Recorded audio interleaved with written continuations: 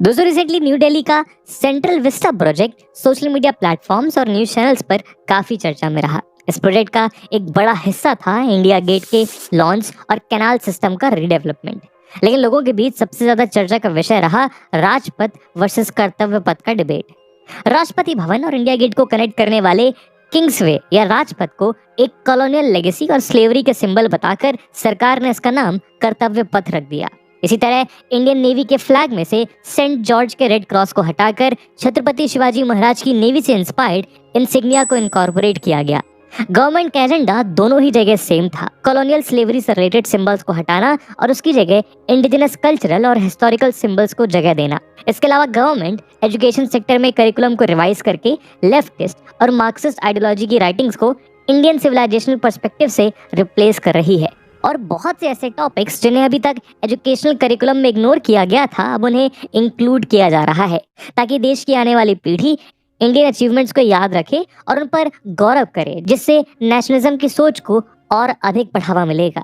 इन सभी स्टेप्स को देखते हुए हम ये कह सकते हैं कि बिना किसी डाउट के गवर्नमेंट द्वारा उठाए गए ये स्टेप्स काबिले तारीफ है। इंडियन ग्लोरीज के बारे में अवेयरनेस बढ़ाना एक नेशनलिस्ट रूटेड और कॉन्फिडेंस जनरेट करने के लिए बहुत जरूरी है।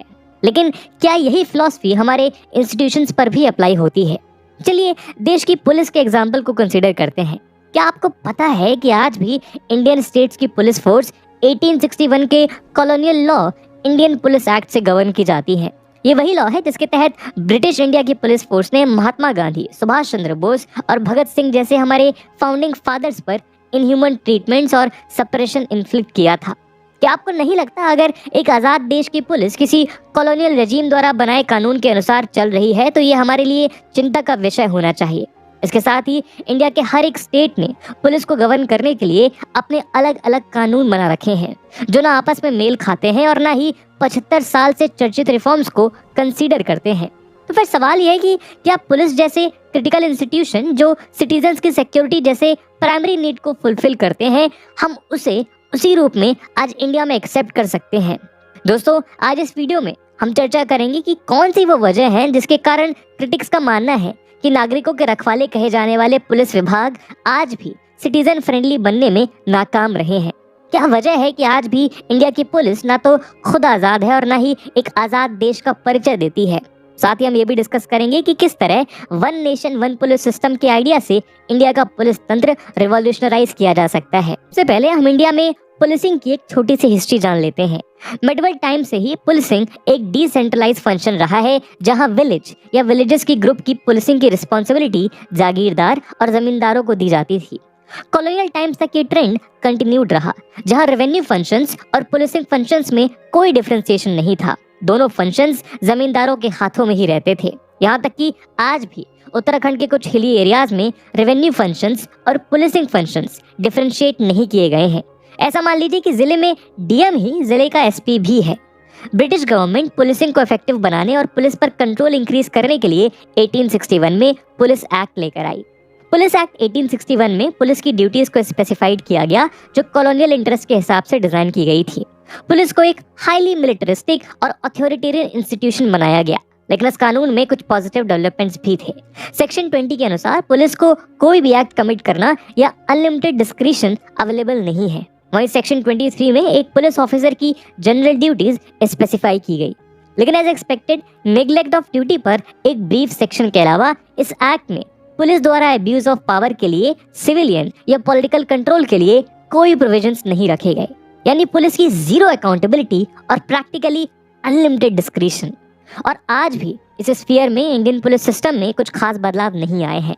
कॉलोनियल हैंगओवर के कारण अकाउंटेबिलिटी और सिटीजन इंटरेक्शन के मामले में इंडिपेंडेंट इंडिया की पुलिस ब्रिटिश इंडिया की पुलिस से कुछ खास बेहतर नहीं हो पाई है। बहरहाल ब्रिटिशर्स ने इंडियन क्रिमिनल लॉ में कुछ और बदलाव किए जिससे इन्वेस्टिगेशन और प्रोसिक्यूशन को सिस्टमाइज किया गया। 1862 में पीनल कोड और 1872 में एविडेंस एक्ट को इनैक्ट किया गया। 1917 में इंडियन पुलिस सर्विस यानी आईपीएस का गठन किया गया जिससे पुलिस व्यवस्था को एक प्रोफेशनल ढांचा दिया जा सके। आज़ादी से पहले ब्रिटिश गवर्नमेंट ने पुलिस रिफॉर्म्स के लिए बहुत से कमीशंस भी सेटअप किए, लेकिन चेंजेस मोस्टली ब्रिटिश गवर्नमेंट के इंटरेस्ट को सर्व करने के लिए ही डिजाइन रहे। आज़ादी के बाद 1951 में इंडिपेंडेंट इंडिया के कॉन्स्टिट्यूशन ने फेडरल सिस्टम अडॉप्ट किया, जिसमें सेंट्रल और स्टेट गवर्नमेंट की एरियाज ऑफ पावर्स और रिस्पॉन्सिबिलिटी क्लियरली डिमार्केटेड थी। लॉ एंड ऑर्डर और पुलिस को स्टेट सब्जेक्ट बनाया गया, यानी इन एरिया में कानून बनाने का हक सिर्फ स्टेट गवर्नमेंट के पास रहेगा।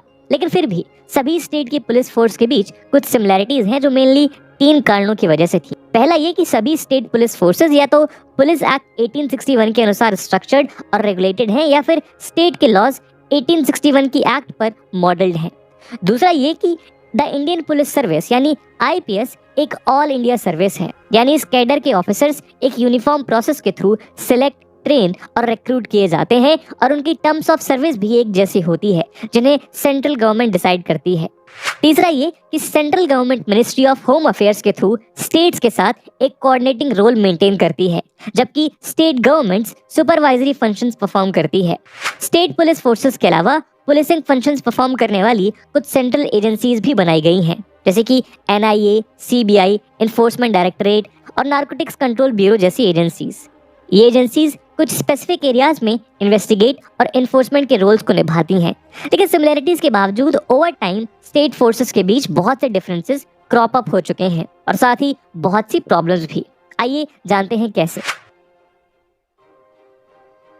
दोस्तों, क्रिटिक्स के अनुसार आज इंडियन पुलिस के साथ lack of accountability, lack of professionalism, lack of citizen friendly attitude, abuse of power और लोकल पॉलिटिशियंस और क्रिमिनल्स के साथ नेक्सस डेवलप करने जैसी बड़ी समस्याएं एग्जिस्ट करती हैं, जिसके पीछे कुछ मुख्य कारण छुपे हैं। रिसर्चर्स का मानना है कि सबसे पहला कारण है हमारा कभी ना खत्म होने वाला कॉलोनियल हैंगओवर। आज एक आजाद डेमोक्रेटिक नेशन की पुलिस 160 साल पुराने कानून से गवर्न की जा रही है, जिसे देश को आजाद होने से रोकने के लिए बनाया गया था। जैसा कि हमने डिस्कस किया कि 1861 एक्ट में पुलिस के ऊपर सिविलियन और पॉलिटिकल कंट्रोल को लेकर कोई डिस्कशन ही नहीं किया गया। ब्रिटिशर्स ने बहुत क्लेवरली 2 तरह के पुलिस सिस्टम्स बनाए। एक पुलिस ब्रिटेन के लिए, जहां लॉर्ड डेनिंग के शब्दों में police officers are answerable to the law and the law alone. ये एक डेमोक्रेटिक पुलिस सिस्टम है जहां पुलिस की ऑटोनॉमी इंश्योर की जाती है, जिससे कोई पॉलिटिकल सिस्टम इसका एडवांटेज गलत कामों के लिए ना उठा पाए।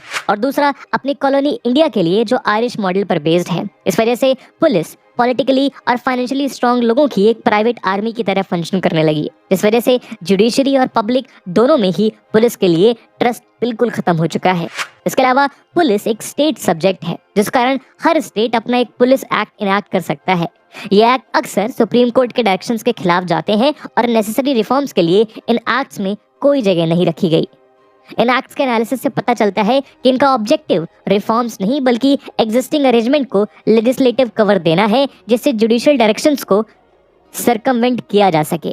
18 स्टेट्स ने ऑलरेडी अपने रिस्पेक्टिव पुलिस एक्ट्स पास कर दिए हैं, जिस वजह से हम already one nation many police acts के सिस्टम पर चल रहे हैं। ये स्टेट लॉज पुलिस की फंक्शनिंग के क्रिटिकल एस्पेक्ट्स को गवर्न करते हैं। फॉर एग्जाम्पल 1978 की दिल्ली पुलिस एक्ट का सेक्शन 19 कमिश्नर ऑफ पुलिस की पावर्स डिफाइन करता है, और मिसकंडक्ट के केस में पनिशमेंट्स भी। जहां ये एक्ट पुलिस की पावर्स और फोर्सेस पर कंट्रोल के लिए बहुत सीरियस हैं, वहीं 1861 के एक्ट की ही तरह पुलिस मिसकंडक्ट के केस में अकाउंटेबिलिटी को लेकर ये सभी एक्ट्स साइलेंट नजर आते हैं। ऐसे केसेस में एक्शन लेना एक्यूज्ड ऑफिसर के सुपीरियर के हाथ में होता है, यानी नो एक्सटर्नल कंट्रोल। ऐसे किसी भी इंस्टीट्यूशन को एस्टैब्लिश नहीं किया गया है जो पब्लिक के कंप्लेंट्स रिसीव करे, उन्हें इन्वेस्टिगेट करे और एक्यूज्ड ऑफिसर्स पर एक्शन ले। लैक ऑफ ऑटोनॉमी की वजह से पुलिस डिपार्टमेंट के लिए स्टेट्स बहुत ही लो बजट्स रखते हैं, जिस कारण पुलिस में वैकेंसीज फिल नहीं होती और वर्कफोर्स कम होने के कारण ओवरबर्डनिंग एक बड़ी समस्या बन जाती है।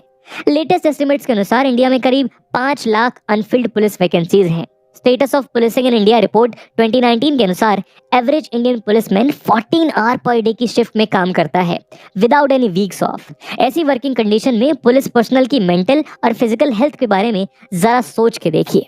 यूएन के स्टैंडर्ड्स के अनुसार हर 1 लाख पॉपुलेशन पर 222 पुलिस पर्सनल होने चाहिए, जबकि इंडिया में ये आंकड़ा 181 पर लाख पॉपुलेशन की है, और इसका 86% सिर्फ कांस्टेबलरी या लोअर सबऑर्डिनेट पर्सनल है, यानी ऑफिसर ग्रेड में बहुत कम पर्सनल सर्व करते हैं। क्लियरली स्टेट के लो बजट और स्लो रिक्रूटमेंट प्रोसेस के कारण पुलिस फोर्स ओवरबर्डन्ड है। साथ ही पुलिस इंफ्रास्ट्रक्चर में मेजर शॉर्टकमिंग्स हैं। सीएजी की रिपोर्ट के अनुसार अक्रॉस स्टेट्स पुलिस की वेपनरी में शॉर्टेजेस पाई गई हैं। Bureau of police research and development के अनुसार पुलिस के पास व्हीकल्स की 30% डिफिशियंसी है। रिफॉर्म्स ना होने के कारण किसी भी मॉडर्न पुलिस फोर्स के विपरीत इंडियन पुलिस फोर्सेस में investigation and law and order maintenance के फंक्शंस को अलग नहीं किया गया है। इस कारण इन्वेस्टिगेशन की क्वालिटी सफर करती है। स्टेट्स के पास police personnel including senior officers के ट्रांसफर्स और सस्पेंशन को लेकर अनलिमिटेड पावर्स हैं। इस वजह से वो पुलिस ऑफिसर्स जो सिटीजन्स को प्रोटेक्ट करने के लिए ओथ लेते हैं, अंत में पॉलिटिशियंस और उनके वफादारों की प्राइवेट आर्मी बन के रह जाते हैं। स्टेट गवर्नमेंट के पास करियर पर कंट्रोल होने की वजह से even IPS officers central government के ऑर्डर्स इग्नोर करके स्टेट गवर्नमेंट के आदेशों का पालन करते हैं। इस वजह से सेंटर और स्टेट में टसल देखने को मिलता है। स्टेट पुलिस फोर्स को यूज करते हैं और सेंटर सीबीआई और ईडी जैसी सेंट्रल एजेंसीज को। और अगर नुकसान होता है तो सिर्फ देश के आम नागरिकों का, जिसके लिए ये सारी फोर्सेस बनाई गई हैं। दोस्तों, प्रेजेंट फेडरल अरेंजमेंट से रिलेटेड इन सभी पावर्स की वजह से recently one nation one police का कॉन्सेप्ट न्यूज में रहा है। बहुत सी लॉन्ग स्टैंडिंग समस्याओं की तरह इस स्फीयर में भी इंडियन जुडिशरी ने रिफॉर्म्स पुश करने में सेंट्रल रोल निभाया है और ये कॉन्सेप्ट भी इसी का नतीजा है। 1979 में गवर्नमेंट ने पुलिस रिफॉर्म्स के लिए नेशनल पुलिस कमीशन सेटअप किया था, जिसने 8 रिपोर्ट्स प्रोड्यूस की। इनमें पूरे देश के लिए एक नई मॉडल पुलिस एक्ट भी शामिल था, लेकिन एक भी रिकमेंडेशन सरकार द्वारा अडॉप्ट नहीं किया गया। इस सिचुएशन के चलते 2 farmer director generals of police ने 1996 में सुप्रीम कोर्ट में एक पब्लिक इन्वेस्टिगेशन लिटिगेशन यानी पीआईएल फाइल की थी और कोर्ट से प्रार्थना करी थी कि गवर्नमेंट को रिकमेंडेशंस अडॉप्ट करने के लिए डायरेक्ट किया जाए। 10 साल तक एक लंबी कोर्ट बैटल चलने के बाद सुप्रीम कोर्ट ने 1989 में रिबेरियो कमेटी, 2000 में पद्मनाभ भैया कमेटी और फाइनली सोली सोराबजी कमेटी का गठन किया, जिसने 2006 में 1861 एक्ट को रिप्लेस करने के लिए एक नया मॉडल पुलिस बिल ड्राफ्ट किया। 2006 में Prakash Singh versus Union of India case में सुप्रीम कोर्ट ने स्टेट्स और यूनियन टेरिटरीज को 7 बाइंडिंग डायरेक्टिव्स के साथ कंप्लाई करने का ऑर्डर दिया, जिससे पुलिस रिफॉर्म्स किक स्टार्ट हो सके। ये डायरेक्टिव्स हैं स्टेट गवर्नमेंट का पुलिस अपॉइंटमेंट्स पर इन्फ्लुएंस कम करना और पुलिस की परफॉर्मेंस इवेल्युएट करने के लिए नेशनल एंड सिक्योरिटी कमीशंस का गठन करना, एसएचओ, एसपी और डीआईजी रैंक के ऑफिसर्स के लिए मिनिमम 2 इयर्स का फिक्स टेन्योर, जिससे पनिशमेंट ट्रांसफर्स के थ्रू इन ऑफिसर्स को स्टेट गवर्नमेंट्स ब्लैकमेल ना कर पाए, इन्वेस्टिगेशन और लॉ एंड ऑर्डर फंक्शंस का सेपरेशन, जिससे दोनों कॉम्प्लेक्स रोल्स को इफेक्टिवली परफॉर्म किया जा सके, पुलिस एस्टैब्लिशमेंट बोर्ड का एस्टैब्लिशमेंट, जिससे डीएसपी एंड बिलो रैंक के ऑफिसर्स के लिए ट्रांसफर्स, पोस्टिंग, प्रमोशंस और अन्य सर्विस रिलेटेड मैटर्स को ट्रांसपेरेंट, फेयर और एफिशिएंट बनाया जा सके, पुलिस कंप्लेंट अथॉरिटीज का एस्टैब्लिशमेंट, जिससे कस्टोडियल डेथ, ग्रीवियस हर्ट और रेप इन पुलिस केस स्टडी जैसे सीरियस मिसकंडक्ट के केसेस में पब्लिक के टुवर्ड्स पुलिस की अकाउंटेबिलिटी इंश्योर किया जा सके, और फाइनली स्टेट पुलिस चीफ यानी डीजीपी का मेरिट बेस्ड अपॉइंटमेंट और 2 साल का मिनिमम टेन्योर। उम्मीद ये थी कि इन कॉमन डायरेक्टिव्स को इम्प्लीमेंट करने से वन नेशन वन पुलिस का ऑब्जेक्टिव पूरा हो जाएगा और स्टेट्स जिन रिफॉर्म्स को इतने सालों से इग्नोर कर रहे हैं उन्हें एक साथ पूरे देश में इम्प्लीमेंट किया जा सकेगा। तो दोस्तों, अब आपके मन में ये सवाल आना लाजमी है कि 2006 में ही अगर इतने रिवॉल्यूशनरी डायरेक्टिव्स आ गए थे तो अब तक one nation one police India के लिए सपना ही क्यों बना हुआ है। एक्चुअली सुप्रीम कोर्ट के ऑर्डर के बाद नेचुरल कोर्स ये होता है कि government of India in directions और बाकी जरूरी रिफॉर्म्स को इंक्लूड करके एक comprehensive model police act parliament में पास करती है, जिसके बाद स्टेट्स ठीक इसी मॉडल एक्ट पर आधारित एक्ट्स अपने लेजिस्लेचर्स में पास करवाते हैं। ऐसा करने से पूरे देश में एक यूनिफॉर्म पुलिस स्ट्रक्चर एस्टैब्लिश किया जा सकता था, लेकिन ऐसा हुआ नहीं। न सेंटर ने मॉडल पुलिस एक्ट पास किया और न ही स्टेट्स ने सुओ मोटो ऐसी एक्ट्स अपनी लेजिस्लेचर्स में पास करने का कष्ट उठाया, बल्कि इस उम्मीद का उल्टा ही हुआ। बहुत से स्टेट ने सेंट्रल गाइडेंस के एब्सेंस में अपनी अपनी पुलिस एक्ट्स पास कर दी है, जो सुप्रीम कोर्ट के डायरेक्शन से बिल्कुल विपरीत है। Farmer solicitor general Harish Salve ने स्टेट्स के ऐसे एक्शंस के खिलाफ कंटेम्प्ट पिटीशन फाइल की, लेकिन सुप्रीम कोर्ट ने किसी भी स्टेट को कंटेम्प्ट नोटिस इशू नहीं किया। संविधान का आर्टिकल 252 पार्लियामेंट को ये पावर देता है कि अगर 2 या ज्यादा स्टेट्स पार्लियामेंट को कंसेंट दे तो पार्लियामेंट ऐसे स्टेट्स के लिए स्टेट सब्जेक्ट्स पर कानून बना सकता है। पार्लियामेंट की ये एक्ट बाकी स्टेट में भी अप्लाई की जा सकती है, जो लेजिस्लेचर में रेजोल्यूशन पास करके इसे अडॉप्ट कर ले। सेंट्रल गवर्नमेंट कम से कम अपनी पार्टी द्वारा शासित स्टेट्स में इस कानून को लागू करवा सकती है। ये भी नहीं तो कम से कम यूनियन टेरिटरीज में तो डायरेक्टली इस मॉडल एक्ट को लागू किया जा सकता है, जिसके बाद स्टेट्स पर प्रेशर बनाया जा सकता है। फ्लेक्सिबिलिटी इंश्योर करने के लिए स्टेट्स अपने सेपरेट पुलिस रेगुलेशंस या मैनुअल्स पास करके कुछ लोकली एप्लीकेबल रूल्स बना सकते हैं, लेकिन इनमें से कुछ भी सच हुआ नहीं। सब सुनहरे सपने ही बुनते रह गए। बल्कि आज हालात और भी खराब होते दिख रहे हैं। रिसेंटली मुंबई के एक्स पुलिस कमिश्नर ने स्टेट के होम मिनिस्टर पर पुलिस को हफ्ता वसूली के यंत्र की तरह इस्तेमाल करने का संगीन आरोप लगाया था। इस केस में अनिल देशमुख पर केस चल रहा है। वहीं वेस्ट बंगाल में रूलिंग पार्टी की कैडर्स उन वोटर्स पर रेप और मर्डर जैसे सीरियस क्राइम्स को अंजाम दे रहे हैं और स्टेट पुलिस मूक दर्शक बनी हुई है। यहाँ तक कि वेस्ट बंगाल में इलेक्शन कैंपेन के लिए गए हुए सेंट्रल मिनिस्टर्स के काफिले पर भी रूलिंग पार्टी के पॉलिटिकल वर्कर्स ने एलिजिडली अटैक कर दिया और पुलिस सुरक्षा व्यवस्था को लेकर हाथ पर हाथ धरे बैठी रही। अंत में सेंट्रल को स्टेट पुलिस के होते हुए भी अपने पार्टी के एमएलएस को स्पेशल प्रोटेक्शन देनी पड़ी। इससे ज्यादा शर्म की क्या बात हो सकती है। बदले में सेंट्रल एजेंसी सीबीआई ने तृणमूल कांग्रेस के 4 सीनियर लीडर्स को करप्शन चार्जेस पर गिरफ्तार कर लिया। ईडी, इनकम टैक्स और एनआईए जैसी सेंट्रल एजेंसीज पर स्टेट्स कई बार मिसयूज ऑफ पावर के इल्जाम लगाते रहते हैं। जाहिर है कि वन नेशन वन पुलिस के रिफॉर्म्स पर आगे न बढ़ने से आम आदमी के लिए मुश्किलें तो बढ़ी हैं, लेकिन साथ ही सेंटर और स्टेट्स के बीच फ्रिक्शन में भी बढ़ावा आया है। तो दोस्तों, आज के इस वीडियो में हमने देखा कि जहां आज देश में कॉलोनियल सिंबल्स और कॉलोनियल लेगेसी के खिलाफ एक नेशनलिस्ट माहौल बनाया जा रहा है, वहीं हमारे देश की पुलिस फोर्सेस 160 साल पुराने कॉलोनियल कानून से गवर्न की जा रही है। हमने देखा कि किस तरह पुलिस सिस्टम के साथ एसोसिएटेड बहुत सी प्रॉब्लम्स की जड़ें सेंटर और स्टेट्स के एंटी रिफॉर्म स्टैंड के साथ जुड़ी हुई है।